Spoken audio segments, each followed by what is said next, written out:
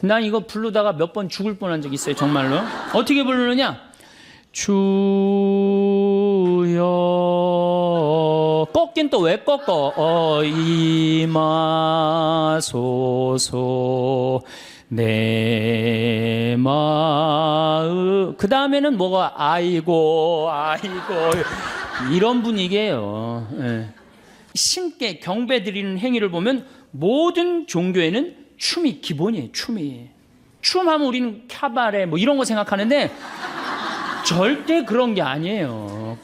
그러니까 승무는 이 부처님의 공덕을 찬미하는 작법춤이 있는데, 이 춤은 주로 언제 추냐면 49제 때, 영산제 때, 49제 때 스님들이 춤을 춘단 말이에요.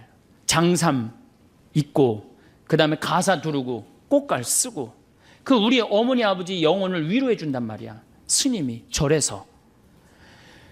그 돌아가신 어머니 아버지를 위해서 저렇게 우리 스님이 정성을 들이는데 감동 받겠어요, 안 받겠어요? 여러분들 본당 신부가 49제 때 돌아가신 영혼을 위해서 성당에서 막 춤을 추고 영혼을 위로하는 춤을 추면 여러분들 감동 받을 것 같아요, 안 받을 것 같아요?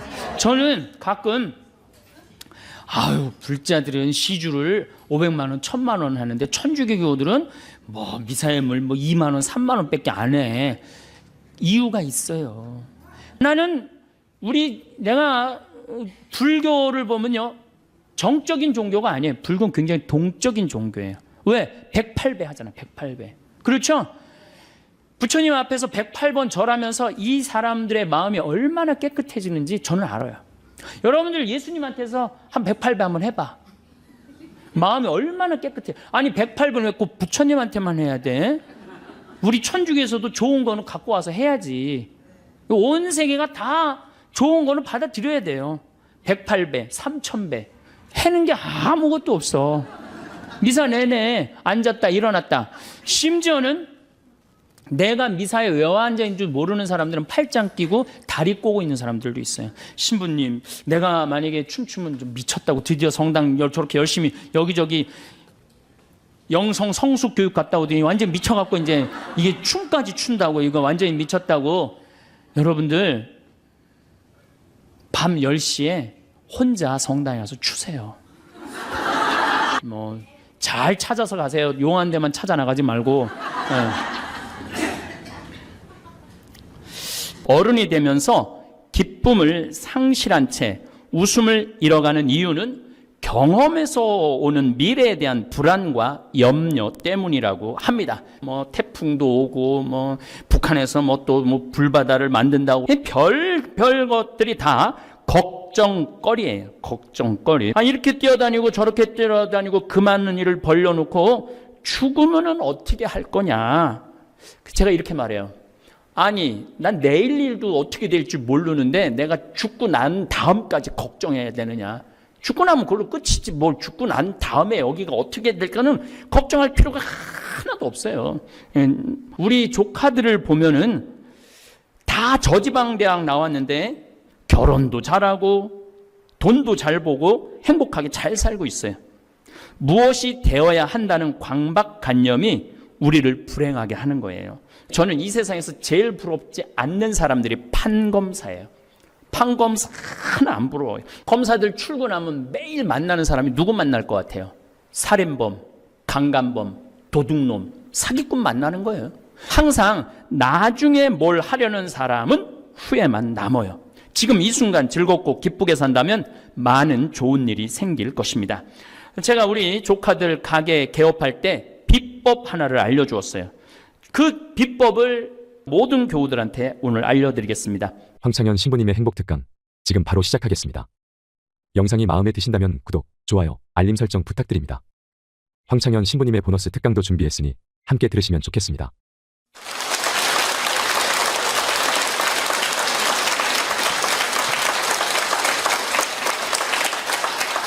네, 참미수님. 제가 지난 시간에도 말씀드렸듯이 우리가 성당에 나오는 이유는 내 마음의 평화를 얻기 위해서 나오는 게 아닙니다. 하느님께 경배드리고 찬양드리고 감사드리기 위해서 나오는 거예요. 왜? 우리 인간은 하느님의 은총 속에서 살기 때문에 그래요. 한순간 한순간에. 그리고 난 다음에 성당에 또 나오는 이유는 내 영혼이 구원받기 위해서 나오는 거예요. 하느님을 찬양하고 내 영혼이 구원받는 확신이 있고 난 다음에 그 다음에 평화가 생기는 거예요. 그런 것 전에 평화만 찾다가는 우리는 깜깜한 어둠 속을 헤매는 신앙생활을 하게 될 겁니다. 자, 그렇다면 우리가 하나님께 어떻게 찬양 드려야 되느냐? 하나님께 어떻게 경배 드려야 되느냐? 춤입니다. 춤을 춰야 돼. 춤을 춰야 돼.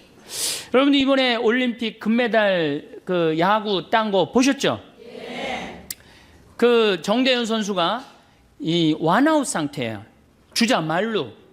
그냥 이 쿠바 선수들이 배트를 거꾸로 잡고 쳐도 한 점은 들어오는 상황이에요.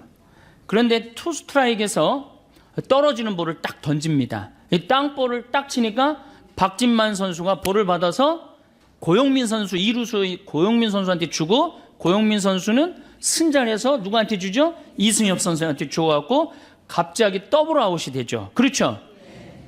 그 순간 덕아웃에서 선수들이 뛰어나와갖고 어떻게 했어요?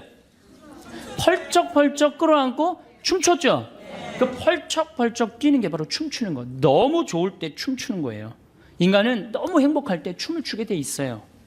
하느님을 믿고 하느님을 느낄 때 인간은 극도로 행복합니다. 그때 춤을 추는 거예요. 인간이 마음을 드높여 신께 경배드리는 행위를 보면 모든 종교에는 춤이 기본이에요. 춤이. 불교에는 뭐가 있습니까? 승무가 있어. 승무가. 꽤 오래됐죠. 엘리자베스 2세 여왕이 우리나라에 한번 왔었죠. 영국 여왕이. 그때 불교 스님들이 승무를 췄어요. 그걸 엘리자베스 2세 여왕이 보고 이렇게 거룩한 춤은 처음 본다 그러는 거예요. 얼마나 거룩해요. 춤하면 우리는 캬바레 뭐 이런 거 생각하는데 절대 그런 게 아니에요. 캬바레 가서 추는 춤도 좋은 춤이지만은 춤이라는 것 자체가 인간이 할 수 있는 가장 아름다운 몸짓이에요. 이게 춤이라는 건 굉장히 거룩한 거예요. 그러니까 승무는 이 부처님의 공덕을 찬미하는 작법춤이 있는데 이 춤은 주로 언제 추냐면 49제 때, 영산제 때, 49제 때 스님들이 춤을 춘단 말이에요.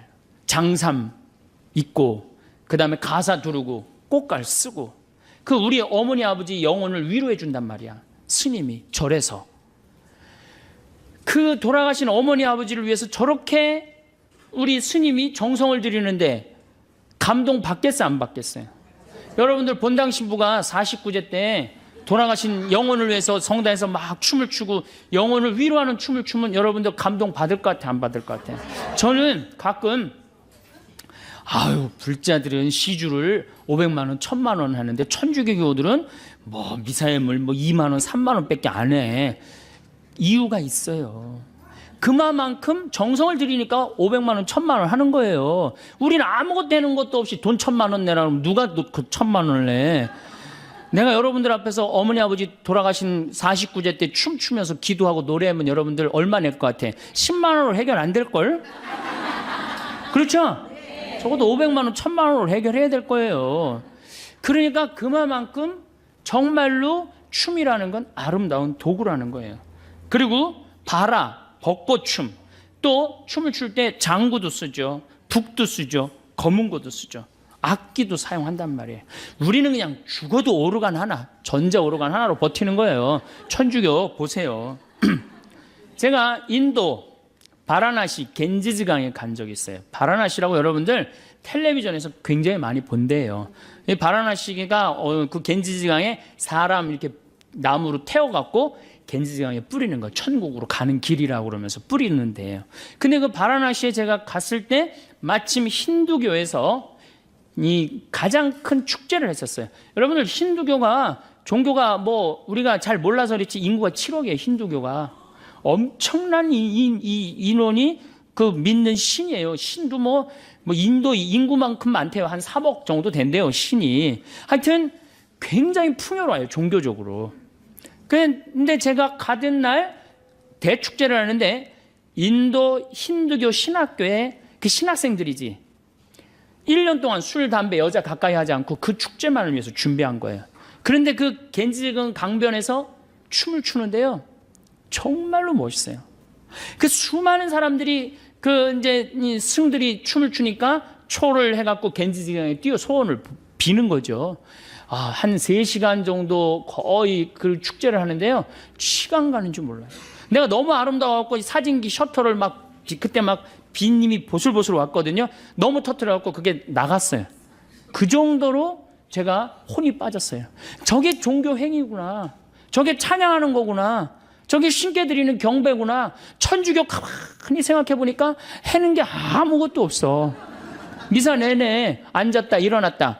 심지어는 내가 미사에 왜 앉아있는 줄 모르는 사람들은 팔짱 끼고 다리 꼬고 있는 사람들도 있어요. 지금 어느 어전에 와서 지금 이 시간이 뭐 하는 시간인 줄도 모르는 거예요. 하느님께 경배드리고 위해서 내가 미사 참례를 나왔다라는 사실도 모르는 거예요.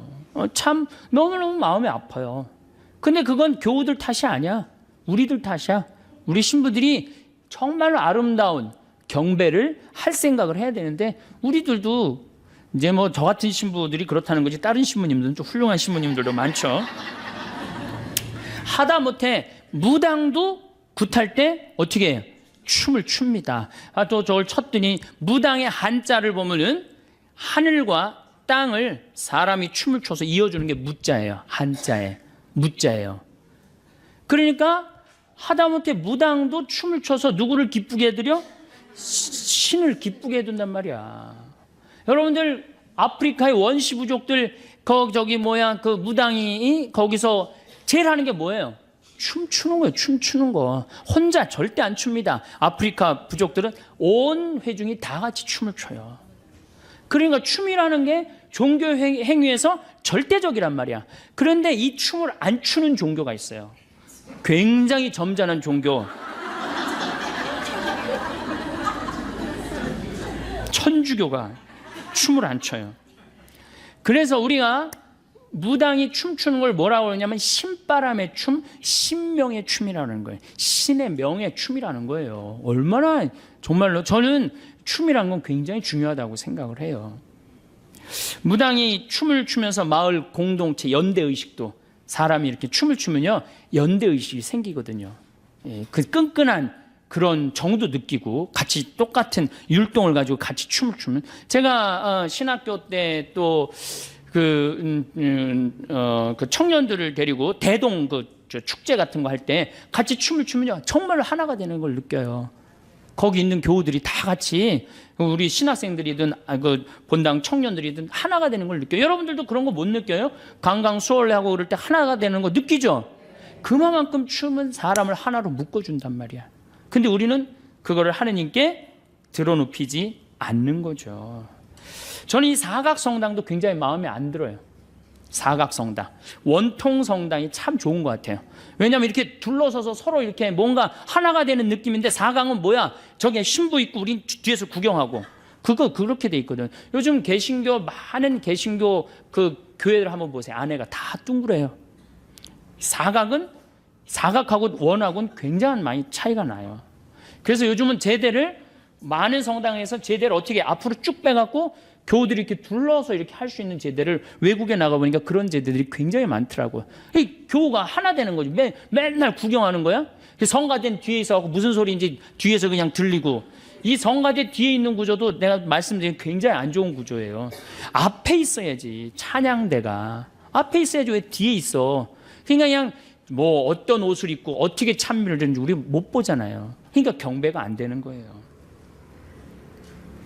개신교는 워십 댄스라고 하면 있어요. 워십 댄스, 경배 춤을 춘단 말이에요. 그래서 제가 이렇게 자료를 찾아보니까 성탄 때는 1부회 때는 말씀, 2부회 때는 워십 댄스로 다 같이 춤추면서 하나님께. 제가 이 분당에 있는 교회 하나 청년 예배 가보니까 1000명이야. 1000명이 서서 1시간 동안 춤을 추면서 예배를 하더라니까요. 그러니까 1시간 하고 나면은 경배한 것 같아, 안 한 것 같아요? 경배한 것 같죠. 내가 예배 드린 것 같죠. 이번에 2008 부산 해운대에서 어웨크니스라는 개신교에서 찬양 경배 예배가 있었어요. 근데 그거를 또 보니까 그 해운대 넓은 데서 아이들이 춤추면서 울면서 기도하면서 야, 우리 천주교 학생 미사를 가만히 생각을 해봤어요. 이 기둥도에 애들이 앉아갖고 그냥 주보 그냥 만지작거리고 그냥 어떻게 하면 얼굴 안 보이니까 고개 팍 숙이고 있다가 집에 이제 주보 하나 들고 가는 거야. 증거물이라고. 나 성당 갔다 왔다. 이걸로. 뭐라고, 너 갔다 왔어? 안 갔다? 이거 내 주보 봐봐. 이거 갔다 왔지. 그냥 의무감에서 왔다 가는 거예요. 그러니까 점점 하느님과 하나 되는 그 길이 자꾸 멀어지는 거예요. 마음이 자꾸 안 뜨거워지는 거죠. 춤을 춘다는 거는 이게 어린아이와 같은 순수한 마음으로 하느님께 드러나는 거거든요. 자꾸 우리가 점잖으면 점잖을수록 이 마음이 이렇게 늙어가면 늙어갈수록 춥니까 안 춥니까? 절대 춤 안 춥니다. 영어의 워십이라는 단어를 보면은 섬김, 엎드려 부복함, 입맞춤, 존경의 자세예요. 이 경배는 바로 그런 거예요. 행위로 나와야지. 행위로 나와야 되는데 우리는 행위가 안 해요. 나는 내가 불교를 보면요, 정적인 종교가 아니에요. 불교는 굉장히 동적인 종교예요. 왜? 108배 하잖아요. 108배. 그렇죠? 부처님 앞에서 108번 절하면서 이 사람들의 마음이 얼마나 깨끗해지는지 저는 알아요. 여러분들 예수님한테서 한 108배 한번 해봐. 마음이 얼마나 깨끗해. 아니 108번 왜 꼭 부처님한테만 해야 돼? 우리 천주교에서도 좋은 거는 갖고 와서 해야지. 온 세계가 다 좋은 거는 받아들여야 돼요. 108배, 3000배. 3000배면 아마 예수님에 대한 사랑. 제가 어제요, 저녁에 잠이 안 와갖고 KBS에서 천장지구라는 그 티베트 그 라사로 순례하는 거 2100km를 오체 투지하는 거야. 5걸음 걷고 절하고 2000km를 가는 걸 보면서요, 내가 신부 생활 이제 17년 했는데 그러니까 180일 동안 그렇게 하는 거야. 180일 동안. 저게 신앙이구나. 나는 너무 쉽게 간다. 나뿐만 아니라 천주교도 쉽게 가요, 안 가요? 지금 신앙생활 거저. 여러분들 이슬람교 정확하게 하루에 5번씩, 지금 라마단 기간 동안 해뜰 동안은 밥도 안 먹고 철저합니다. 우리는 거의 거저가요. 거의. 옛날에는 성당에 장개틀이라도 있어갖고 꿀키라도 했지. 요즘 또 이게 많이 안 친다고 장개틀 다 없어갖고 이제는 건방질대로 건방져 가는 거예요. 계속 이제 꿀지도 않고. 그러니까 자꾸 우리가 신앙이라는 거하고는 자꾸 멀어지는 거예요. 그래, 나 하나 편안하면 되는 거야. 내 마음의 평화. 안 줘? 그럼 딴 데 가보는 거예요. 가봐도 그래도 천주교밖에 없는 것 같아. 가끔씩 들르는 교우들이 그래서 이제 생기는 거죠.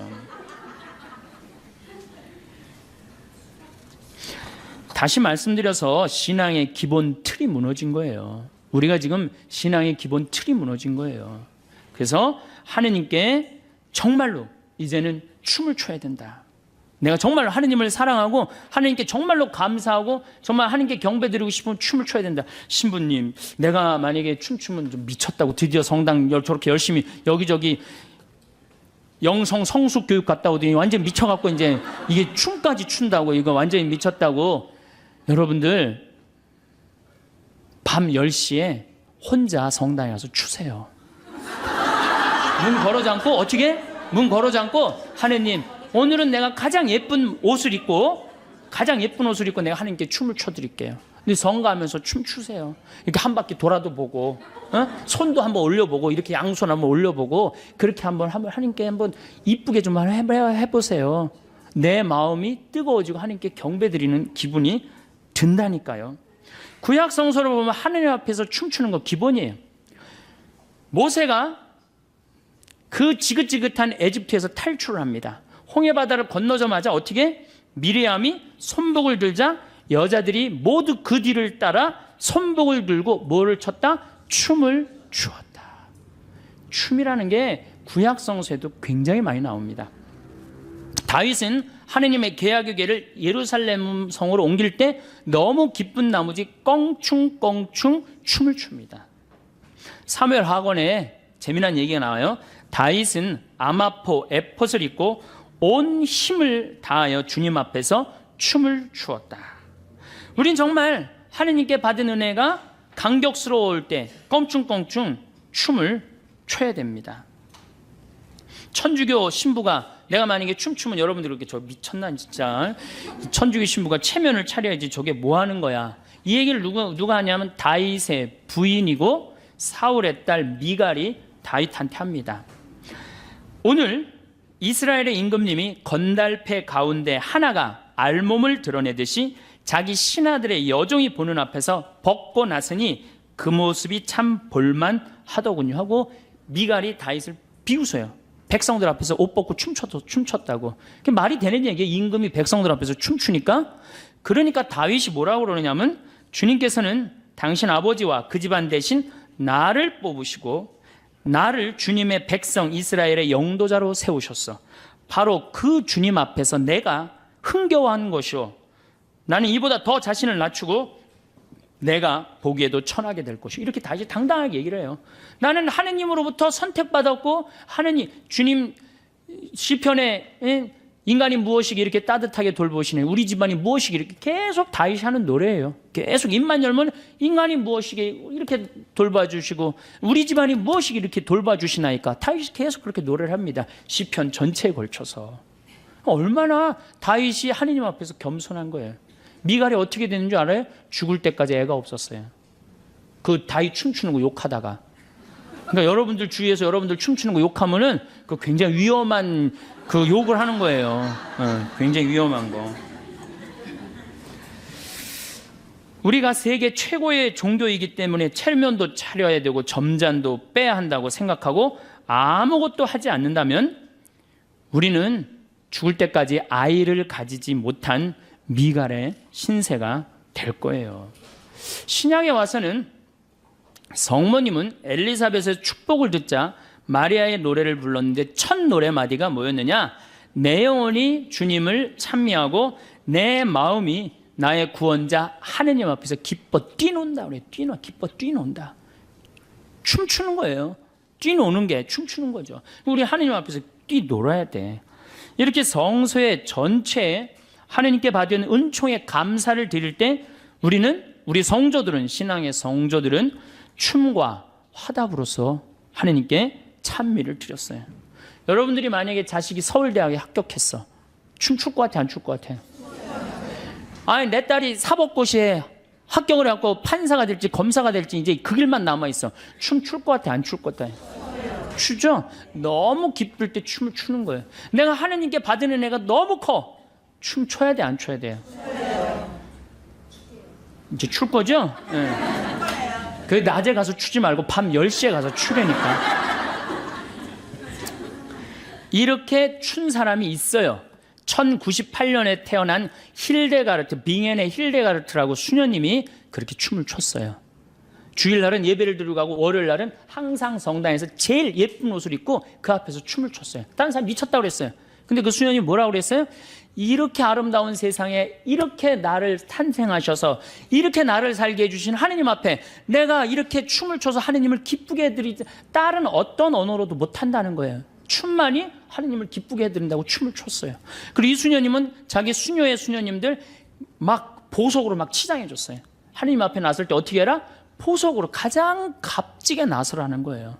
내가 우리 천주교들 우울한 건 내가 일찌감치 알고 있었지만은 서울 모본당에 굉장히 큰 성당에 한 1000명 정도 제 강의를 들으러 왔어요. 양복을 다 우중충한 걸 다 입고 온 거야. 까만. 그 자매님들도 이쁜 옷은 거의 안 입고 와서 우중충한 것만 다 입고 왔어요. 우울하니까 우리는 밝은 옷을 입고 성당에 갈 생각을 안 하는 거예요. 이쁜 옷을 입고 성당에 갈 생각을 안 하는 거예요. 그 어떻게 하면 우울해 보일까? 이걸 고민하는 사람들 같아. 그래갖고 그냥 전체가 우중충하더라고요. 그래서 이게 여러분도 한번 색깔을 보라고. 그랬더니 자기네들이 보고 웃더라고요. 우리들이 분위기가 이렇게 항상 가라앉아 있구나. 여러분들 유치원에 아이를 보냈어요. 여기 뭐 유치원 보낼 분들은 별로 안 보이긴 하지만 그래갖고 이놈이 올챙이송을 배웠어. 그 유치원에서. 옆집에 놀러를 갔더니 얘가 개울가에 올챙이 한 마리 있고 막 그리고 춤을 추면서 엄마 앞에서 엉덩이를 실룩실룩 그리고 막 재롱을 펴. 이뻐요, 안 이뻐요? 야, 이거 너 유치원에서 가르쳐줬냐? 예, 유치원에서 가르쳐줬고 내가 엄마 아빠한테 지금 쳐드리는 거예요. 집에 와갖고 똑같이 유치원 다니는 아이한테 너 올챙이 송 한번 해봐라. 나 싫어, 엄마. 하기 싫어. 밥이나 줘. 아니, 죽으라고 돈 벌어갖고 유치원 보내갖고 옆집에는 춤추는데 나한테 재롱 좀 떨으라고 그랬는데 춤 안 추고 입이나 이렇게 내놓고 밥이나 달라고 과자나 사달라고 그러면은 걔 이쁠 것 같아, 안 이쁠 것 같아요? 하느님이 개신교 성도들이 이쁠 것 같아? 천주교 교우들이 이쁠 것 같아? 하느님 입장에서 누가 이쁠 것 같아요? 나는 개신교 성도들이 훨씬 이쁠 거라고 생각해. 뭐 우리가 하는 게 뭐 있어? 헌금을 많이 해, 춤을 춰, 어? 1,000원 내면서 시키는 건 왜 이렇게 많은지 하느님 이거 해놔라 저거 해놔라. 입장이 바뀌는 거예요. 누가 하느님이야? 실질적으로 내가 하느님이고 하느님은 내 종이 돼버리는 거예요. 그러니까 우리가 하느님께 그러니까 찬양이 중요한 거예요. 경배를 해야만이 하느님하고 나하고의 관계가 제대로 형성되는 거예요. 여러분들 이제 어떻게 하세요? 춤추세요. 우리 천주교가 장자의 상속권이 있다고 버티고 있지만 저절로 구원의 상속이 이루어지는 건 아닙니다. 그리고 구약 성서를 보면요, 상속은 장자가 하는 법이 없어요. 이삭이 장자였어요? 다윗이 장자였어요? 솔로몬이 장자였어요? 장자 아니었어요. 다 세상 사람들이 아니라고 생각한 사람들이 다 하느님의 계보를 이었어요. 우리도 똑같아요. 지금 우리가 지금 건방지게 있을 처지가 아니에요. 점잠 빼고 앉아 있을 처지가 아니에요. 그래서 춤을 춥시다. 제가 파푸아 뉴기니에 내 동창신부가, 외방성교회 동창신부가 본당 마당교구의 할로파 성당에 본당 신부를 했었어요. 그래서 이제 선교사로 나가 있으니까 동창이니까 내가 할로파를 갔어요. 이름이 왜 할로파냐면은 그 성당은 산 꼭대기에 있어요. 정말 그림 같은 동화 속에 나오는 성당이에요. 그런데 산 꼭대기에 있으니까 성당 가려면 등산을 해야 돼. 그래갖고 3시간, 4시간씩. 그리고 이 교우들이 어떻게 맨발로 올라옵니다. 맨발로 올라와. 옷도 성당 주일날 입는 옷은 하얀, 평상시엔 거의 옷도 안 입고 있어. 다 그냥 정말 가슴도 막 다 그리고 다니는데 주일날만은 옷을 다 싸들고 와요. 그래갖고 산 꼭대기에 딱 올라오면은 바로 하늘하고 맞닿아 있는 데가 성당이에요. 그래서 헬로우 파파, 하느님 안녕. 그래서 성당 이름이 할로파 성당이에요. 할로파 성당. 거기 성당에 갔는데 내가 이제 주일인데 내가 이제 그 화면을 나중에 이 평화방송하고 해갖고 보여주고 싶은데 16, 17살짜리 아이들이 춤을 추면서 성서를 들고 나오는데요. 이야, 정말로 아름답더라고요. 이게 하느님께 경배 드리는 거구나. 나는 하느님께 헛경배 드렸다 이제까지. 너무 아름답더라고요. 헌금을 하는데 또 아이들이 탁 바구니 꽃 뭐 이런 거 막 뭐 포도주 뭐 빵 이런 거 탁 해갖고 춤을 추면서 나오는데요. 이야, 정말 너무 아름답더라고요. 하느님이 정말로 기뻐하시겠구나. 그러니까 이게 한국 이렇게 보다가 딱 할로파 보면은 그쪽으로 눈이 그냥 팍 꽂히실 것 같은 생각이 들더라고. 한국에 뭐해? 한국에서는 우리 이제 정말로 하느님께 경배 드려야 돼요. 우리 천주교가 그나마 성령 세미나, 성령 기도회 때 보면은 한복 입고 이쁘게 앞에서 찬양 춤추는 분들이 있어요. 또 따라하고. 저는 참 좋다고 생각해요. 뭐 우리 성령 세미나 하는 사람들 무슨 이 정신 나가고 약간 막간 사람들이 모여서 하는 거라고 생각하는데 절대 전 그렇지 않다고 생각해요. 정말로 찬양에 맥을 잇는 공동체예요. 고마워해야 돼, 성령 세미나한테. 그래서 여러분들도 성령 기도에 정말로 찬양하고 싶어. 난 신부님한테 성당 나가는 이유가 마음의 평화가 아니라 경배하기 위한 거다. 성령 세미나 나가세요. 뭐 잘 찾아서 가세요. 용한 데만 찾아 나가지 말고. 제가 또 우리 소리 저기 성가대에 그 춤추는 분들이 있어요. 근데 내가 이분들을 우리 성필리포 생태마을 창시하신 김창림 필리포 신부님 팔순잔치 제가 초대를 했어요. 근데 미사 처음부터 끝까지 기리에 주여 자비송, 대영광송 이거 춤으로 표현하는데요. 너무 아름답더라고요. 그때 개신교 성도들도 신부님 아는 분들이 많이 왔는데 그걸 보고 완전히 반했다는 거예요. 천주가 이렇게 아름다운 게 있는지 몰랐다고. 거의 안 쓰는 거지만은 그분들은 와서 이제 완전히 반한 거죠. 제가 봐도 너무너무 아름답더라고요. 그런 조화가 잘 이루어진다면 우리 전례가 훨씬 살아 움직일 것 같아. 우리 전례가 막 생동감도 있고 우리는 앞으로 그렇게 돼야 될 것 같아요. 그런데 여러분들이 영적 성숙 세미나 받는 여러분들이 맨 앞장을 쓰셔야 될 것 같아. 앞장 쓸 자신 없으면 후원이라도 좀 하고. 그거 굉장히 중요합니다. 그런 것들이. 춤으로라도 찬양을 드리지 않는다면 성가로라도 찬양을 드려야 되는데 천주교 성가 소리를 들어보면 복장이 터져요. 제가 정말 많은 성당에 가서 피정지도 참 많이 하는 편이에요. 참 많이 하는데 성가 소리 들어보면 그냥 막 미치겠어요. 그래서 제가 평화방송에서도 내가 한번 얘기했지만 내가 이 성가 그렇게 따라 부르다가 죽을 뻔한 적 여러 번 있어요. 언제 숨 쉬어야 되는지 몰라갖고. 대표적인 성가 156번 주여 임하소서, 151번 이거 한번 보면요, 야 이 노래 난 이거 부르다가 몇 번 죽을 뻔한 적 있어요. 정말로. 어떻게 부르느냐, 주여, 꺾긴 또 왜 꺾어, 임하소서 내 마음. 그 다음에는 뭐가 아이고 이런 분위기예요. 개신교 이거 정말로 빨리 불러요. 어떻게 부르냐면 주여 임하소서 내 마음에 암흑에 헤매는 한 마리 양을 태양과 같으신 사랑의 빛으로 오소서 오 주여 찾아오. 얼마나 좋아요. 힘들지도 않고 쉽죠? 근데 우리 이거 어떻게 불러? 이 청승을 떨면서 불러요. 태양과 같으신, 태양이, 그런 태양이 어디 있어요?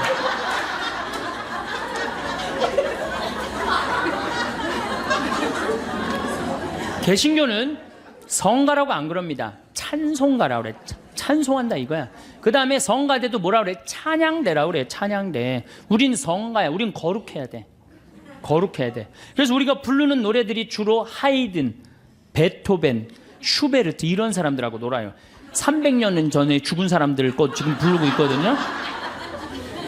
그래서 27번 이 세상 덧없이, 이게 하이든 곡이고요. 이게 꾸밈음이 굉장히 많은 노래예요. 이거 굉장히 어려운 노래예요. 풀잎 끝에 맺혀진 이슬방울같이 이 세상의 모든 것 덧없이 지나네. 이렇게 불러야 되는데 이걸 어떻게 불러? 풀잎 끝에 맺혀. 그러니까 이게 힘들으니까 성가를 안 부르는 거예요. 그리고 우리는 놀아도 하이든, 고전파하고만 놀아요. 고전파. 32번 언제나 주님과 함께. 이것도 하이든 곡이에요. 언제나 주님과 함께 산다면 우리는 얼마나 행복되리. 사랑의 주 예수 홀로 모시고 영원히 여기서 살고 지고. 사랑의 주 예수 홀로 모시고 영원히 여기서 살고. 이런 기분으로 해야 되는 노래거든요. 근데 우리 어떻게 불러 이거? 언제나 주님과 이렇게 부르면 나중에 어떻게 되는지 알아요? 이게 홀로 모시고 영원히. 안 불러요. 힘들어요. 천천히 하니까 안 부르는 거예요. 그러니까 성가도 현대인의 심성에 맞는 곡을 불러야 되는데 우리는 이게 1700년도에 태어난 분들, 이게 하이든이 베토벤, 모차르트와 더불어 3대 고전파야. 고전파. 이 노래를 아직도 부르고 있단 말이야. 물론 이게 나쁘다는 게 아니에요. 듣기는 좋지만 부르기가 굉장히 어렵고 해석을 잘해야 되는데 우리 해석할 능력 있어요 없어요? 무슨 하이든이 누군지도 모르고 몇 년도에 죽어갖고 몇 년도에 태어난지도 모르는데 어떻게 해석을 해? 내가 제일 부르기 싫은 노래 구세주 빨리 오세요. 이 노래 정말로 구세주 빨리 오사 어두. 왜 이렇게 길어? 이거 2절까지 막 승질 나잖아요. 태장성가 2절까지 3절까지 하고. 이게 빨리 오래는 곡인지 빨리 올지 말래는 곡인지 헷갈릴 때도 많아요. 이 노래 그렇게 부르면 안 돼요.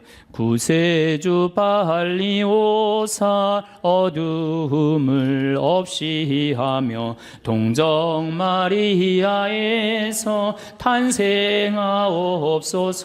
이렇게 신나게 불러야지 빨리 올 거 아니야. 이 오래는 건지 말래는 건지 뭐 원조들이 6박자 다 해주고 범죄한후. 아 정말로 그래도 성당 계속 나오는 거 보면 신기해되는 거예요. 누가 나오는 거야? 여러분들이 나오는 거 아니야. 여러분들 안에 계신 예수님이 나오는 거야. 그래서 여러분들은 끌려 나오는 거, 끌려 나오는 거예요.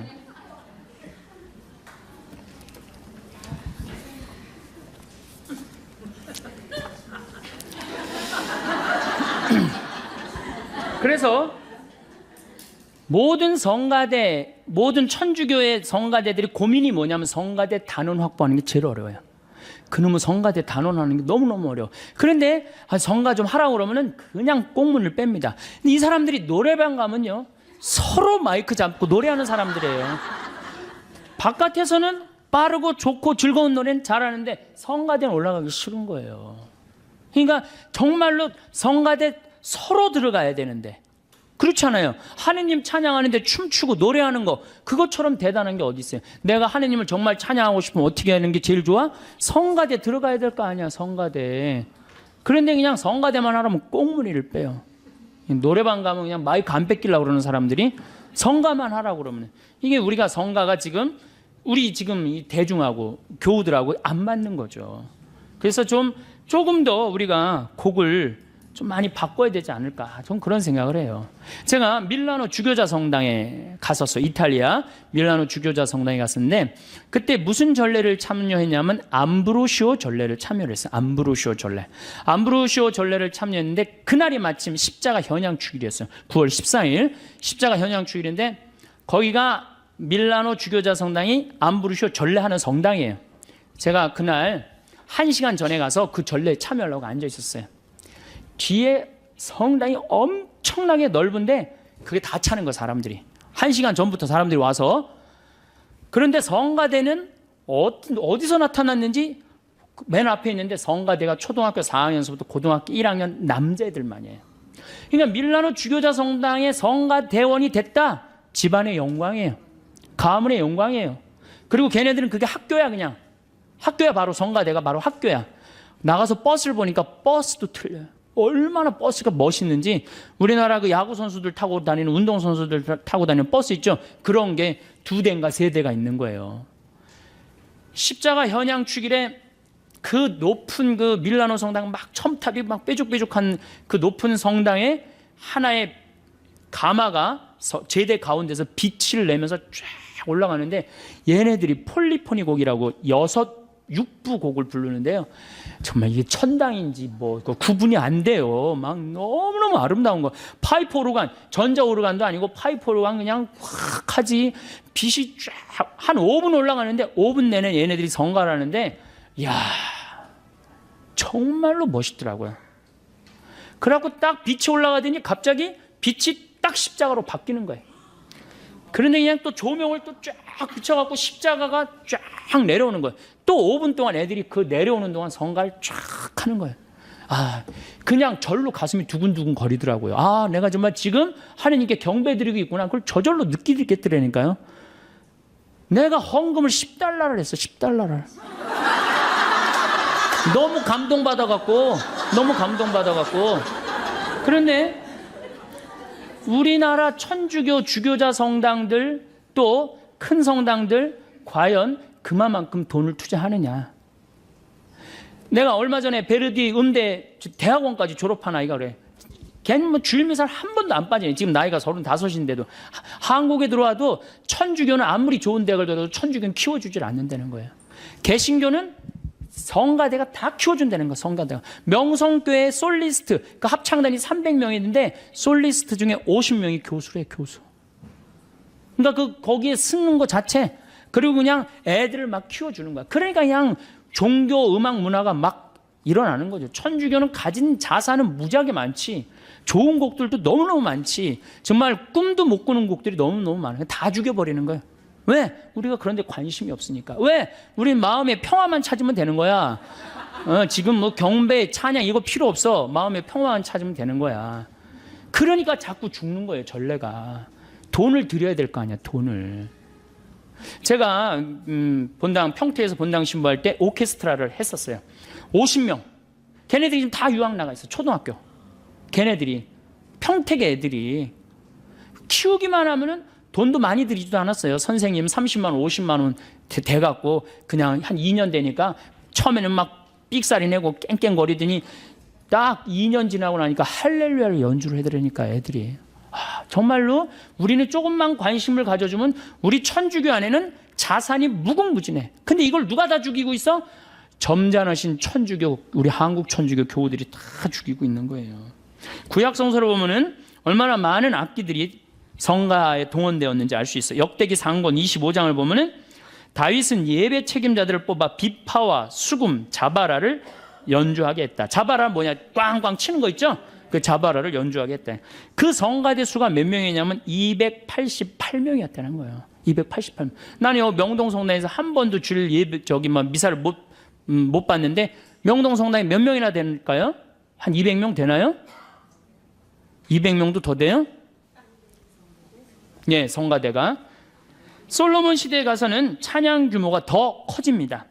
역대기 하곤에 보면 사제들이 성소에서 나올 때였다. 거기에 있는 사제들은 모두 조에 관계없이 정결 예식을 마친 상태였다. 그리고 레위인 성가대 곧 아삭과 헤만과 여두둔과 그의 아들들과 형제들이 모두 고운 아마포 옷을 입고, 그러니까 옛날에도 성가대원들은 다 이쁜 옷을 입었다는 얘기예요. 지금은 성가대들 다 이쁜 옷 입죠? 자바라와 수금과 비파를 들고 제단 동쪽에 늘어서 있었다. 그들 곁에 나팔수 사제, 성가대를 사제라고 표현해요. 성가대를 나팔수 사제 120명도 함께 있었다. 나팔수만 120명 있었다는 얘기예요.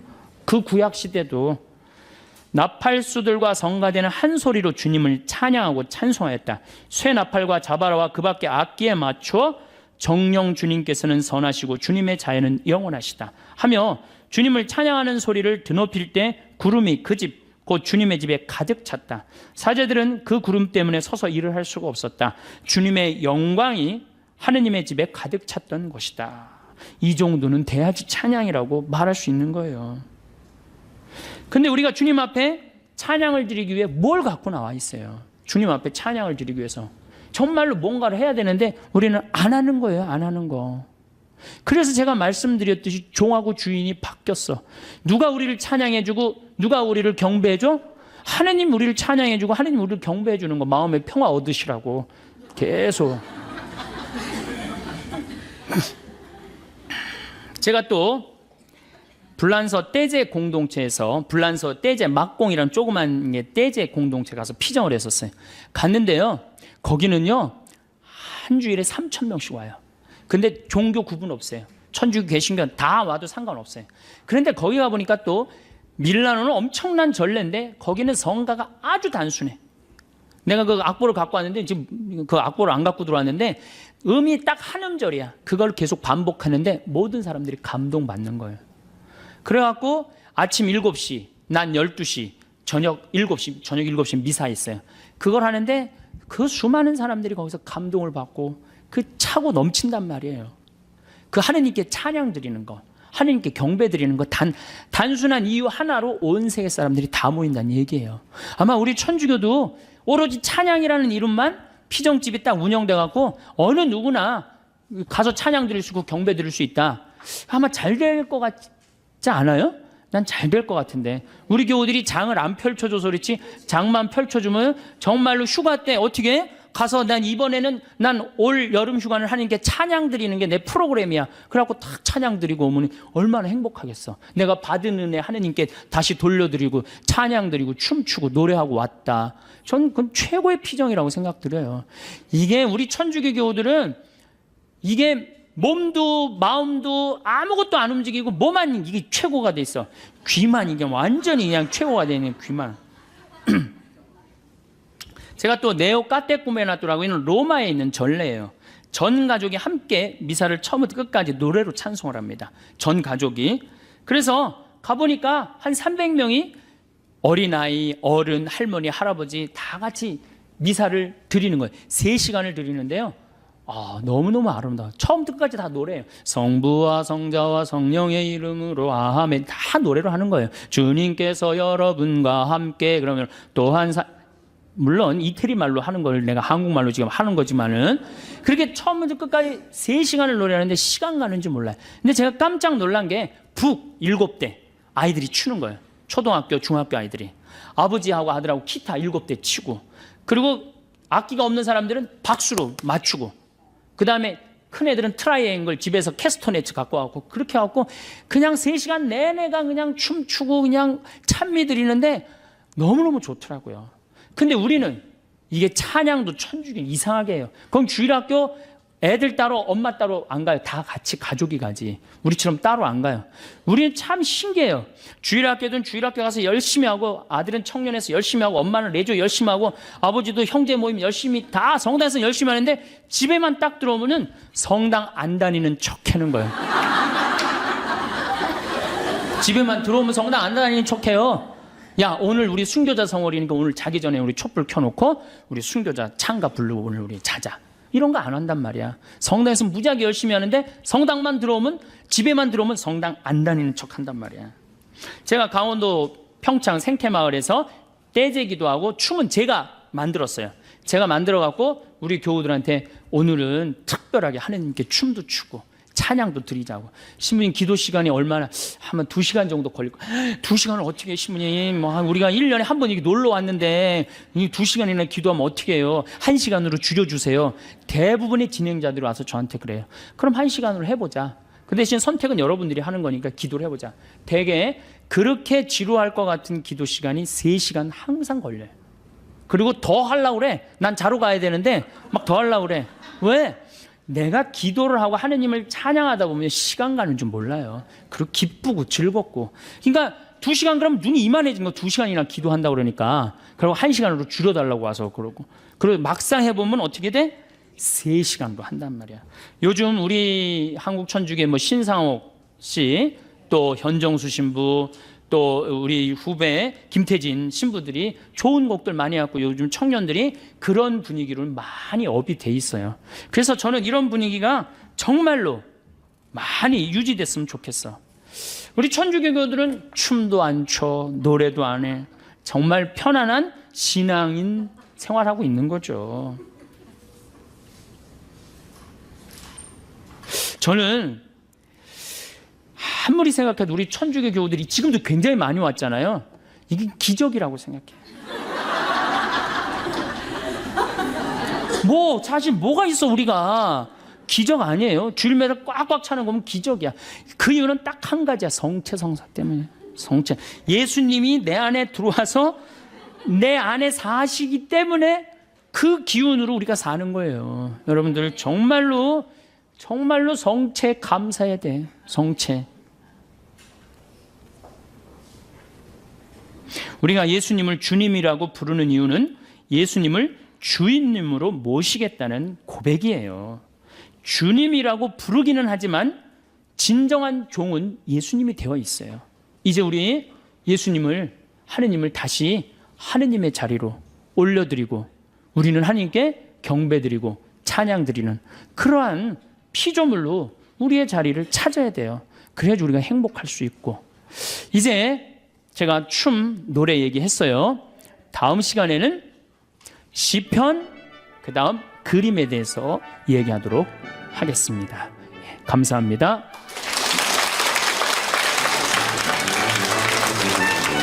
영국의 한 의과 대학에서 웃음에 대한 연구를 하다가 다음과 같은 사실을 밝혀냈습니다. 어린아이는 하루에 평균 400에서 500번 정도 웃는다고 그래요. 장년이 되면 이 웃음은 하루에 15번에서 20번으로 줄어든다고 그래요. 그리고 죽음을 앞둘 때는 하루에 한 번도 안 웃는다고 그럽니다. 사랑하는 다볼 사이버 성당 교우들은 하루에 몇 번 정도 웃습니까? 만약 하루에 한 번도 안 웃었다면 죽음을 바로 앞둔 영혼과 다를 바가 없습니다. 나이가 60이 넘었는데도 하루에 100번 이상을 웃었다면 이분은 어린아이와 같은 맑은 영혼을 지니신 분입니다. 웃을 일이 있어 웃는 게 아니고 웃으면 웃을 일이 생깁니다. 제 유튜브 채널 가운데 나는 자연인이다 라는 프로그램이 있는데 이 자연인을 찍다 보니 매일 항상 웃을 일이 생깁니다. 생태마을 본관 입구에 새가 집을 지어놓고 5마리 새끼에게 부부새가 쉴 틈 없이 먹이를 날라다 주는 모습을 보면 저절로 웃음이 나고 이야기거리가 생겨 대화가 늘 즐겁습니다. 참새인 줄 알았더니 참새가 아니고 아주 예쁜 새예요. 제가 이름을 반드시 찾아서 여러분들한테 동영상하고 함께 알려드리도록 하겠습니다. 또 제가 사랑밭을 가꾸고 제가 너무 바빠갖고 요즘 유튜브 이거 사이버 성당 여는 바람에 막 풀이 막 자라고 그랬는데 우리 또 이쁜 최 카타리나가 아침에 싹 김을 매놔서 아주 밭이 이뻐졌습니다. 감사하고 미사 때 기억하도록 하겠습니다. 또 소나무 전지를 하고 산책을 하고 과일을 따먹는 일상이 다 자연인으로서 누릴 수 있는 기쁨이고 웃음입니다. 그런데 어렸을 때 그렇게 잘 웃던 아이가 사춘기가 지나고 어른이 되면서 기쁨을 상실한 채 웃음을 잃어가는 이유는 경험에서 오는 미래에 대한 불안과 염려 때문이라고 합니다. 자꾸 많은 걸 보니까 지진도 일어나고 뭐 태풍도 오고 뭐 북한에서 뭐 또 뭐 불바다를 만든다고 그러고 막 뭐 또 바이러스가 지금 벌써 800만이 넘고 별 것들이 다 걱정거리예요. 걱정거리. 우리 어머니는 그냥 앉아서 직업이 걱정이야. 큰아들, 작은아들, 막내아들, 뭐 누나, 또 손자들 뭐 6이나 손녀들 6이나 있고 뭐 애 결혼했는데 애를 안 가졌고 그것도 걱정, 뭐 별 걱정을 다 하는 거죠. 하지만 사람이 고민하고 염려하는 이들 가운데 실제로 우리를 괴롭히는 일이 얼마나 될까요?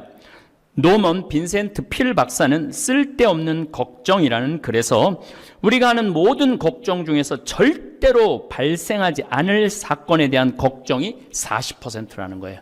하늘이 무너지는 거. 이런 거 기우라고 그러죠. 중국 기나라의 한 사람이 하늘이 무너지면 어디로 숨어야 되나 그런 걱정했다고 그러죠. 그러니까 제가 보니까 절대로 일어나지 않을 걱정하는 사람들이 너무 많아요. 이미 일어난 사건에 대한 걱정이 30%. 코로나19 때문에 아마 이 걱정이 온 국민이 가장 큰 걱정이 아닌가 싶습니다. 신경 쓸 일이 아닌 작은 것에 대한 걱정으로 22%. 우리가 바꿀 수 없는 사건에 대한 걱정이 4%. 지금 우리 북한하고 어쩔 수 없는 관계가 너무너무 많잖아요. 그것도 제가 보기엔 뭐 걱정한다고 되는 게 아니고 또 조금 정치인들 또 국민들이 노력하면은 하나하나 풀어나갈 수 있는 일 아닌가 싶습니다. 그리고 우리가 바꿀 수 있는 사건에 대한 걱정은 4%라고 말을 합니다. 사람마다 정도의 차이는 있지만 정말 걱정해야 되는 건 4%밖에 안 된다는 거예요. 96%는 쓸데없는 걱정이에요. 대부분 사람들은 이 96%의 불필요한 걱정 때문에 기쁨도 웃음도 마음의 평화도 잃어버린 채 살아가고 있습니다. 예수님은 오늘 우리에게 두려워하지 마라. 너희는 수많은 참새보다 더 귀하다 하시면서 우리를 위로해 주십니다. 가끔 저에게 신부님 평창 생태마을 직원 43명 문경 성요셉 치유의 집, 잠비아, 카사리아, 신학교, 나무 심는 거, 농업대학, 의과대학, 유튜브, 이제는 그것도 하다 못해 유튜브, 다볼 사이버 성당, 이런 거 다 어떻게 감당하시려고 그렇게 일을 벌리십니까? 라고 걱정하는 분들이 참 많습니다. 그런데 정작 저는 정말 걱정 한번 해본 적이 거의 없어요. 한 4%는 걱정을 해요. 4% 정도는 걱정을 하는 것 같아요. 신학교도 돈이 있으니까 하는 거지 없으면 안 했을 거예요. 지금 이제 신학교는 거의 완성하는 돈에 지금 한 40억이 필요한데 한 35억이 들어왔어요. 5억만 더 들어오면 돼요. 1,000만 원씩 50명만 더 보내주면은 아마 신학교는 뭐 아무 문제 없이 완성될 거라 생각을 합니다.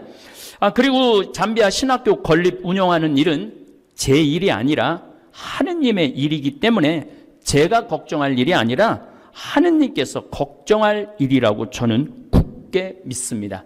지난주도 잠비아 신학교 또 거기 카사리아 우물 파는데 5천만 원이 들어왔어요. 아들 기억 심장마비로 돌아간 아들 기억하는 미국에서 독일에서 사방천지에서 보내줘요.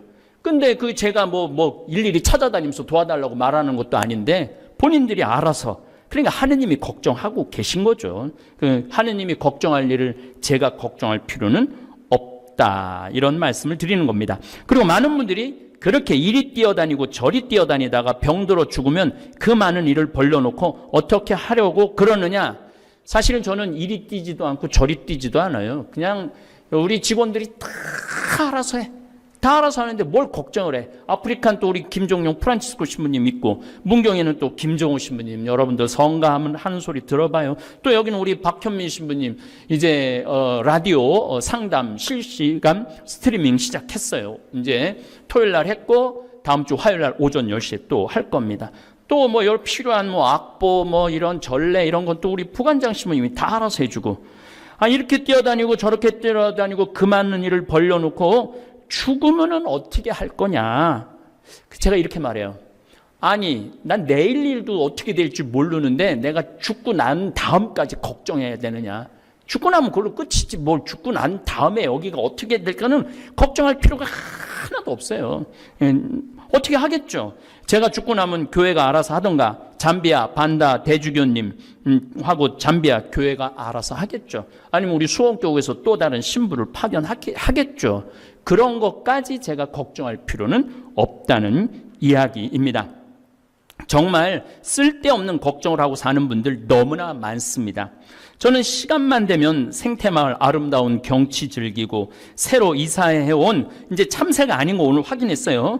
요 다 7식구 구경 나가고 저녁 먹고 평창강 휘돌아가는 바위공원에 가서 산책하는 일이 거의 전부예요. 그리고 잠깐 짬남 우리 신부님들이랑 당구 밤에 치고, 얼마나 좋아요. 나머지는 하느님께서 섭리하시고 하느님께서 역사하실 거라 저는 굳게 믿습니다. 여러분들, 하느님이 하실 일까지 여러분들이 뺏으면 안 돼요. 근데 가끔 보면은 하느님이 걱정해야 될 일을 자기가 하고 있는 사람들이 너무너무 많아요. 저는 하느님께서 섭리하시는 것을 믿고 싶지 않아도 하느님께서는 매일매일 저에게 기적을 베풀어 주십니다. 하루에 1,000만 원씩 봉헌금이 들어오는 것 여러분들 기적이라고 생각 안 드세요? 지금 성당에 가지도 않고 헌금도 내 동창 신부는 한 달 한 2,300만 원 들어오던 거 300만 원 정도도 안 들어온다고 그렇게 걱정을 하는데, 나는 그냥 나가서 헌금 그거 달라고. 우린 또 사이버 다볼 성당은 헌금도 없고 교무금도 없고 신축금도 없어. 그냥 알아서 돌아가는 거죠.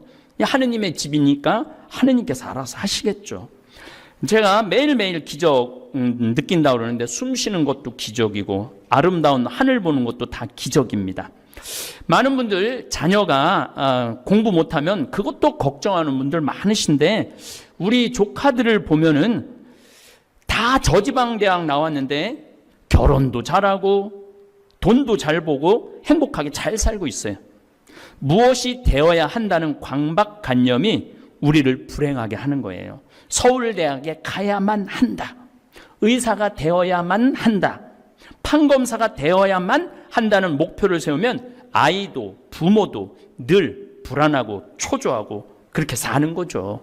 그리고 위조하고 강제로 강남으로 이사가고, 그게 다 뭐가 되어야만 하기 때문에 그런 잘못을 저지르는 거예요.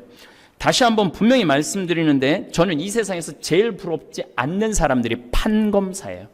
판검사 하나 안 부러워요. 우리 집안에도 검사 잠깐 했다가 지금 변호사하는 친구가 있는데, 검사들 출근하면 매일 만나는 사람이 누구 만날 것 같아요?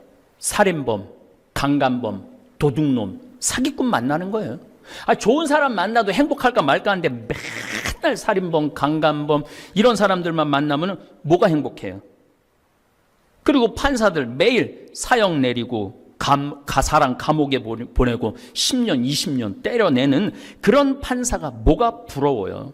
더욱이 정치 판검사들은 정말 못할 짓이죠. 그렇게 똑똑한데 내가 이 줄에 섰는데 이게 옳은 판결인데 저 정치인이 원하는 판결을 하면은 얼마나 괴롭겠어요. 그러니까 여러분들 가끔 그 검사들 막 길에서 막 이상한 짓 하는 검사들 있죠? 그럼 미치는 거예요. 그러니까 그런 판검사 부러워할 필요 하나도 없고 내 자식 판검사 만든다고 자랑스러울 필요도 없다는 생각을 합니다. 저는 오늘 우리 안드레아 신부님한테 반했다고 자기 아들이 119 구급대원인데 안드레아 신부님으로 바뀌었다고 제일 사랑하는 그 아주 위험한 댓글을 썼더라고요. 그런데 제가 119 구급대원 사람 살리는 일을 하는 사람 아니에요. 소방관들 사람 살리는 일을 하는 사람들 아니에요. 그 어떤 사심도 없이 얼마나 좋아요. 또 저 같은 신부 보고 자살 포기했다. 다시 즐거운 삶으로 바뀌었다. 우울증이 나았다. 사는 재미가 쏠쏠해졌다고 편지를 받을 때 제 기쁨은 더할 나위 없습니다. 맹자의 일조지환이라는 말이 있습니다. 아침의 근심에 무너지지 말라는 거예요. 아침에 일어나고 쓸데없이 오늘 비 오면 어떻게 하지? 이거부터 시작해갖고 오늘 버스 타고 가다가 코로나 걸리면 어떻게 하지? 그러니까 아침부터 쓸데없는 걱정으로 하루를 우울하게 시작하지 말라는 뜻이에요. 하느님 오늘 하루도 주셔서 감사합니다. 네, 오늘 하루 기쁘고 즐겁게 살겠습니다. 이렇게 하느님한테 웬만한 근심 걱정은 또 넘기세요. 자식 걱정, 경제적 걱정, 노후 걱정, 건강 근심, 온통 근심 속에 사는 분들이 대한민국의 80%래요. 그러니까 막 짜증이 나고 신경질이 나고 운전 기사님을 때리고 막 이런 일들이 다 이런 쓸데없는 걱정 때문에 그렇습니다. 사실 저는 코로나19도 그렇게까지 걱정하지 않아도 된다고 말씀드리고 싶습니다. 이미 코로나는 전 세계에 다 퍼졌고 피할 수 없는 바이러스가 되었어요. 같이 사는 거예요. 암하고도 사는데 바이러스하고 못 살겠어요. 그나마 다행인 것은 대한민국은 K방역이라는 세계적인 명성까지 얻어서 국민들을 잘 보호하고 있어요. 그리고 코로나로 어제까지 목숨을 잃은 사람은 대한민국은 280명밖에 안 돼요. 웬만하면 다 치유가 된다는 거예요. 지금은 암으로 하루에 내가 모르긴 1000명 정도 죽을 거야, 암으로. 그런 생각을 하면은 그렇게까지 막 벌벌 떨 일이 아니라는 이야기입니다. 미국은 어제까지 12만 688명이나 됩니다. 확진자는 220만 명이나 되었고 확진이 되어도 병원 시설 이용이 어려워 그냥 집에서 견디전지 아니면 집에서 죽는 사람들도 수두룩하다고 그래요. 미국 인구가 3억 2천 정도 되면 우리 인구 대비 우리나라 6배 인구가 많아요, 미국이. 그런데 확진자는 200배가 많아요. 여러분들 대한민국에서 사는 거 행복하지 않으세요? 뭐 걱정할 거 그렇게까지 없어요. 손 열심히 씻고 우리 지금 생태마을 직원들 마스크 이렇게 쓰고 이거 보이기 위한 마스크예요. 우리는 여기 청전 지역이라 마스크 안 쓰는데 이 방송으로 여러분들 마스크 쓰라고 지금 마스크 아마 굉장히 불편할 거예요. 대한민국은 죽고 싶어도 일일이 다 찾아내서 고쳐주니 얼마나 좋은 나라에서 살고 있습니까? 저는 지난 2월 달 이스라엘 성지순례를 마지막으로 이제 해외로 여행 다니는 일은 거의 없을 거라고 생각을 합니다. 그러면 이제 한국의 아름다운 곳을 찾아다닐 생각이에요. 지난번에 베론 성지 도보 순례 했듯이 저는 55년을 살면서 100개 나라를 넘게 다녔어요. 그리고 이스라엘은 10번을 갔다 오고 미국은 한 30번을 갔다 왔던 것 같아요. 이제 다닐 만큼 다 다녀서 더 이상 미련도 아쉬움도 없습니다. 항상 나중에 뭘 하려는 사람은 후회만 남아요. 지금 이 순간 즐겁고 기쁘게 산다면 많은 좋은 일이 생길 것입니다. 제가 우리 조카들 가게 개업할 때 비법 하나를 알려주었어요. 조카 둘 다 사업을 너무 잘해서 한 조카는 벤츠까지 타고 다니고 둘 다 벌써 집을 샀어요. 애들이 30대 된데 그 비법을 다볼 사이버 성당 모든 교우들한테 오늘 알려드리겠습니다. 내가 우리 조카들한테 그랬어요. 일단 손님이 들어오면 웃어라. 웃기 시작해갖고 눈이 마주치면 계속 웃어라. 웃고 그리고 물건을 사서 계산을 하고 나갈 때까지 계속 웃어라. 울어라가 아니고. 그러면은 아마 너희들은 사업이 번성할 것이다. 그래서 그런지 이 어려운 시기에도 제가 전화를 해보니까 사업이 아주 잘 된다고 그래요. 웃으면은요, 복이 오는 거예요. 근심 어린 얼굴을 하고 카운터에 앉아 있으면 다음에는 그 얼굴 부담스러워서 더 이상 그 가게를 찾지 않을 겁니다. 우리 인생도 마찬가지예요. 일소입니다. 한 번 화내면 한 번 늙고, 한 번 웃으면 한 번 젊어지는 것입니다. 어제 올라온 나는 자연인이다 무쇠솥 길들이기 편을 한번 들어가서 보시면 제가 얼마나 많이 웃는지 확인할 수 있을 것입니다. 웃으면 복이 옵니다. 그리고 우리 아버지가 어마어마한 부자이기 때문에 저는 걱정할 일이 없어요. 우리 아버지가 저에게 만들어준 선물이 참 많은데 그 가운데 몇 가지만 소개하겠습니다. 우선 우리 아버지가 저를 위해서 태양도 만들어주고 달도 만들어주고 우주 이런 거 다 만들어서 저한테 쓰라고 주셨습니다. 오늘도 하느님께서 저 심심할까봐 오후 3시 53분 지금도 개기 일식이 일어나고 있는 중입니다. 개기 일식도 이루어 주셨어요. Thank you, Father예요. 하느님, 아빠, 아버지는 제 머리카락까지 다 세워놓으셨다니 뭐 그리 걱정할 일이 많겠습니까? 예수님께서도 계속 우리에게 위로의 말씀을 해주십니다. 무거운 짐진 자, 그래서 고생하는 자들 다 나에게로 와라. 내 멍에는 편하고 내 짐은 가볍다. 위로하시고 마태복음 7장에서는 무엇을 먹을까, 무엇을 마실까, 무엇을 입을까 걱정하지 마라. 하늘의 너희 아버지께서는 이 모든 것이 너희에게 필요함을 아신다. 여러분들, 여기에는 결정적인 우리 다볼 사이버 교우들한테 또 말씀드립니다. 믿음이에요. 하느님 아버지에 대한 믿음이 강하면 강할수록 기적은 늘 일어납니다.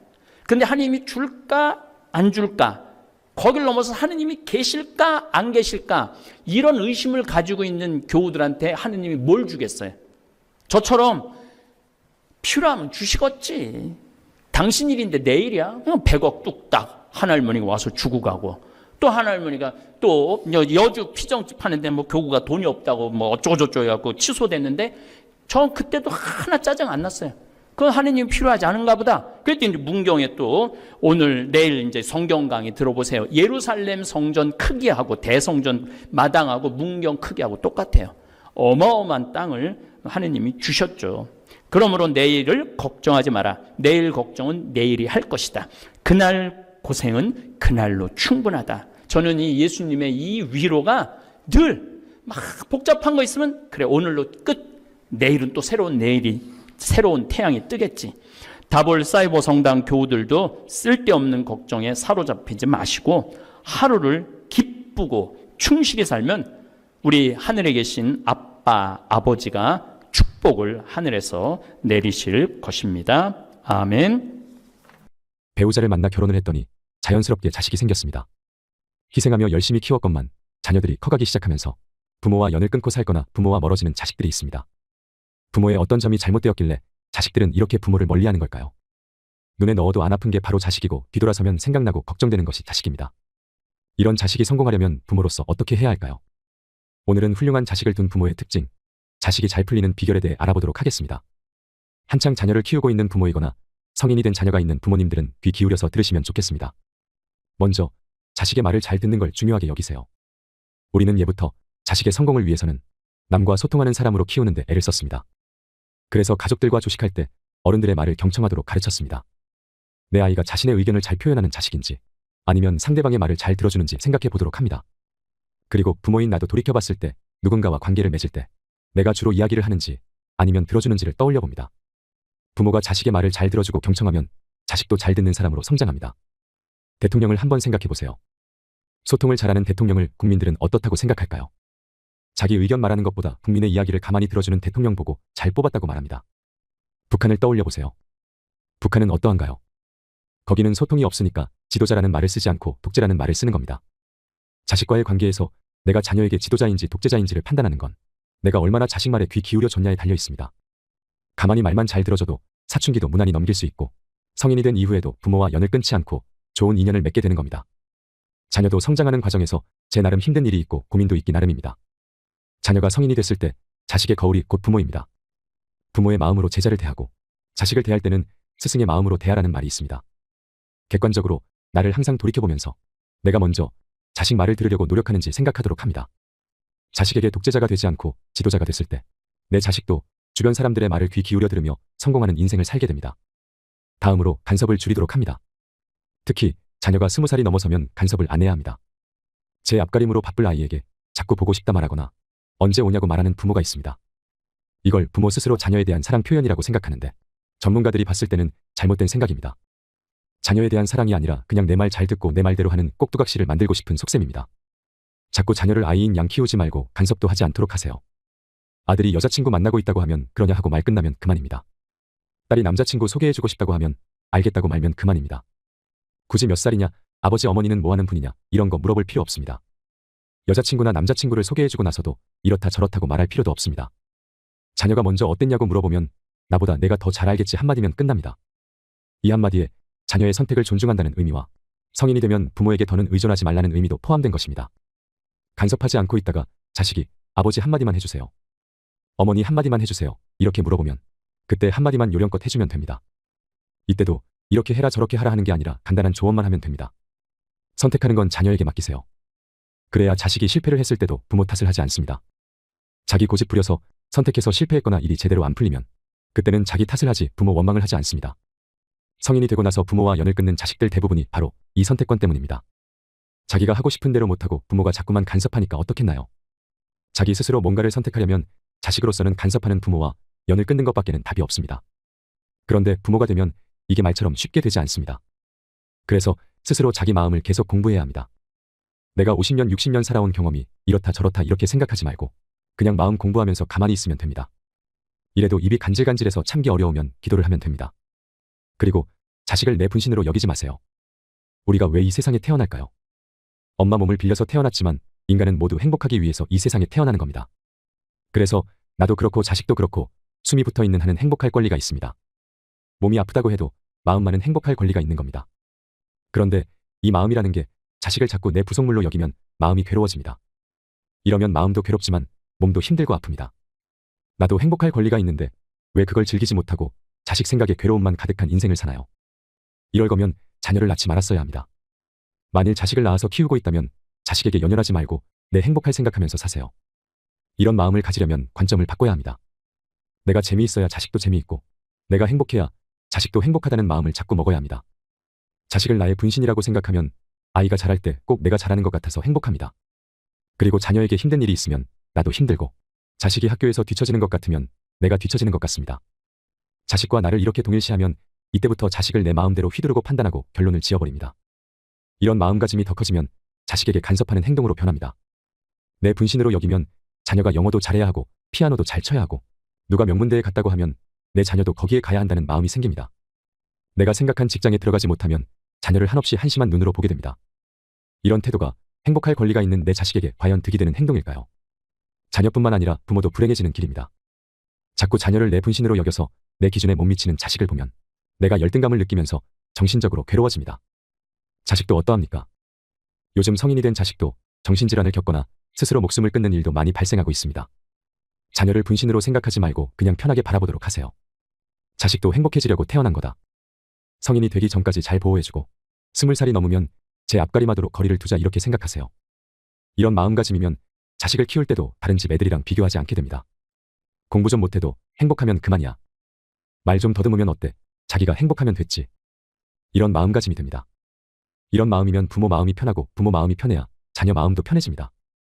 이렇게 자녀를 대할 때 부모와 자녀가 꾸준히 소통도 잘 되고 부모의 이런 마음이 자식에게 온전히 전달되어서 긍정적으로 변하게 됩니다.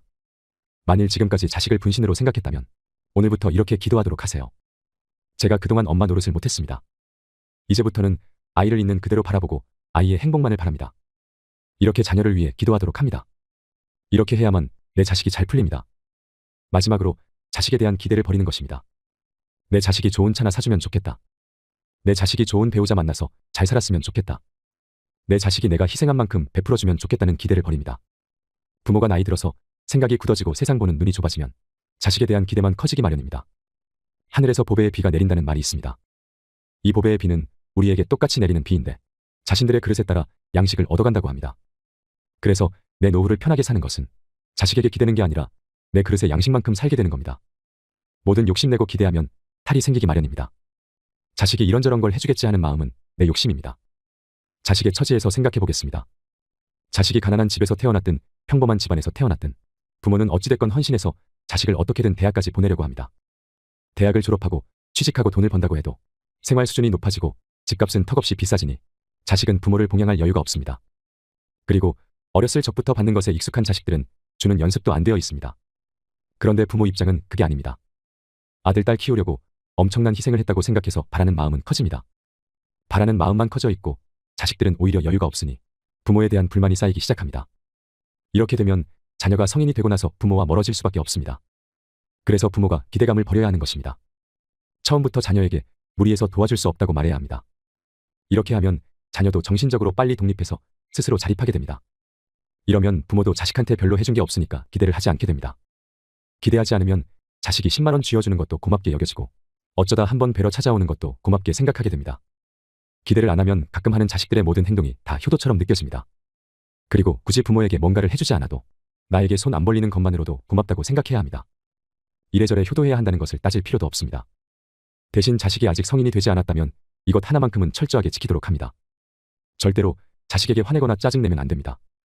성인이 되지 않은 자녀는 여전히 어린 나무입니다. 부모인 나는 큰 나무여서 상처가 좀 난다고 해도 큰 피해가 없습니다. 그러나 자식은 다릅니다. 입는 옷이 부족해도 괜찮고 장난감이 부족해도 좋고 교육을 많이 안 시켜도 괜찮습니다. 심성이 불안하지 않게끔 마음의 안정을 심어주는 게 부모가 할 역할입니다. 성인이 되기 전까지는 자녀가 힘이 부족하니까 부모에게 저항하지 못합니다. 그래서 성인이 되고 나면 매사 모든 일에 불만이 쌓이고 사물을 부정적으로 보게 됩니다. 이렇게 자란 내 자식이 성인이 됐을 때 마음 그릇이 과연 크다고 볼 수 있을까요? 자녀가 독립하고 난 이후 기대를 안 하려면 마음의 안정을 찾도록 키워줄 필요가 있습니다. 그러니 내 자녀가 성인이 돼서 자립할 수 있도록 길러야 합니다. 야단치지 말고 닥달하지 않습니다. 야단치는 게 능사가 아니라 그건 아이의 심리만 불안하게 만드는 꼴입니다. 그리고 내 인생을 즐겁게 살려는 노력을 자녀가 어렸을 때부터 하도록 합니다. 내 인생을 즐겁게 살면 자식은 절로 잘 큽니다. 자녀에게 화내고 짜증내는 것은 누구에게나 좋은 행동이 아닙니다. 부모가 화내고 짜증내는 것이 자식에게는 엄청난 상처가 된다는 것을 알아야 합니다. 이렇게 정신적으로 성숙하게 잘 키워놓고 자녀가 독립하면 이제 스스로 결정하도록 응원하고 자식을 향한 나의 맹목적인 기대를 버리면 됩니다. 자식에 대한 진정한 사랑은 자식에 대한 기대감을 버릴 때 비로소 나옵니다. 여러분, 자녀가 성인이 돼서 20살이 넘으면 결혼을 하든 취직을 하든 자기 인생은 자기가 알아서 살게 내버려 두는 게 좋습니다. 그게 자식에게도 좋고 나에게도 좋습니다. 그렇다고 해서 내버려 둔다는 게 자녀를 무관심 속에 방치하라는 말은 아닙니다. 애정 어린 시선으로 자녀를 지켜보다가 자식이 도움을 요청할 때 그때 도와주라는 의미입니다. 자녀가 답답해서 나에게 답답한 마음을 호소하면 가만히 귀 기울여서 들어주면 됩니다. 그리고 나에게 도움을 요청하면 자녀의 상황에 맞게 도와주면 됩니다. 굳이 자녀가 나에게 도와달라고 요구하지 않았지만 이래라 저래라 하면 듣기 싫은 잔소리가 됩니다. 이런 관심이 지나치면 자녀에게는 간섭으로 느껴지고 이 간섭이 상대를 부담스럽게 만들어서 부모와 점점 멀어지는 것입니다. 내 욕심에 자꾸 자녀에게 이래라 저래라 하지만 자식이 내 말대로 행동하지 않으면 내 마음을 몰라주는 자녀에게 서운함이 느껴지기도 합니다. 그런데 이 서운한 감정을 자세히 보면 자식이 내게 준 마음이 아닙니다. 서운한 마음은 내가 만들어낸 마음입니다. 내 욕심을 절제하지 않고 일방적으로 조언해놓고서는 서운한 마음을 가지면 안 됩니다. 그리고 쓸데없이 자녀 일에 계속 간섭하기 시작하면 일거리만 많아집니다. 그리고 고민과 걱정거리만 늘어납니다. 오늘은 잘했을까? 내일은 또 힘들어하지 않을까? 이런 생각이 꼬리에 꼬리를 물고 이어집니다. 이렇게 간섭하기 시작하면 내 인생도 피곤하지만 자식 인생도 피곤해집니다. 그래서 나도 지치고 자식도 지칩니다. 내가 내 자식 생각해서 병났거나 지쳤다면 내가 지나치게 간섭했다는 말입니다. 자식 인생 간섭하는 것은 이제 줄이고 각자 삶의 방식대로 살도록 내버려 두는 게 좋습니다. 놓아줄 때는 놓아줄 줄 알아야 합니다. 자식이 도움이 필요 없다고 하면 굳이 가서 도와주지 않아도 됩니다. 자식이 도와달라고 요청하면 그때도 욕심부리지 말고 내 능력 안에서만 도와주면 됩니다. 이렇게 하면 자녀도 도움을 받았다고 생각하고 내 인생도 한가해집니다. 내 삶이 한가하고 편해야 내 자식이 편합니다.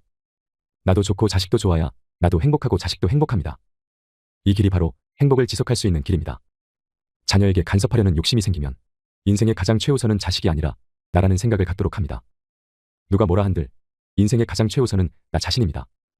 내 인생을 행복하게 사는 게 먼저입니다. 그런 다음 자녀를 생각해야 간섭도 안 하고 자식도 제 나름대로 자기 인생을 꾸리고 살 수 있습니다. 나이 들수록 마음의 습관을 버리는 것이 제일 힘든 법입니다. 마음 습관은 나이 들수록 점점 더 굳어가니 기도하고 또 기도해야 합니다. 하느님, 내 간섭하는 마음을 내려주세요. 자식 인생은 자기 스스로 살도록 내려놓는 마음을 갖게 해주세요 하고 기도하고 또 기도해야 합니다. 자녀 생각에 걱정이 되거나 간섭하려는 마음이 들 때마다 매일 황창현 신부님의 좋은 말씀을 여러 번 새겨 들으면서 직접 실천하셨으면 좋겠습니다. 이상으로 책틀맨이었습니다. 지혜를 쌓는 당신의 오늘이 아름답습니다. 더 좋은 영상으로 찾아뵙겠습니다.